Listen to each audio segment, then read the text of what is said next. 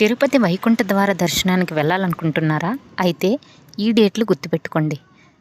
27, 28, 29 తేదీల్లో శ్రీవాణి ఆఫ్లైన్ టికెట్లు రద్దు చేశారు. ఎవరికైతే ఆన్లైన్లో టికెట్ కన్ఫర్మ్ చేయబడ్డాయో వారు మాత్రమే దర్శనం చేసుకోగలరు. అలాగే 30, 31, 1 తేదీల్లో సర్వదర్శనాలు కూడా రద్దు చేశారట.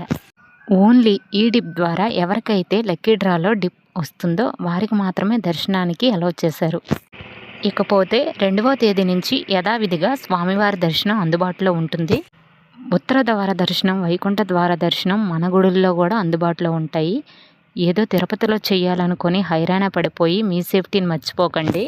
తిరుపతిలోనే వైకుంఠ ద్వార దర్శనం చేసుకోవాలి అని హైరాణ పడిపోయి మీ జాగ్రత్తను మర్చిపోకండి. జాగ్రత్తగా ప్లాన్ చేసుకోవాలి. మన గుడుల్లో కూడా వైకుంఠ ద్వార దర్శనం జరుగుతుంది. ముందు ఎవరి సేఫ్టీ వాళ్ళకు ముఖ్యం. తర్వాత దైవ దర్శనం ఎలాగైనా చేసుకోవచ్చు.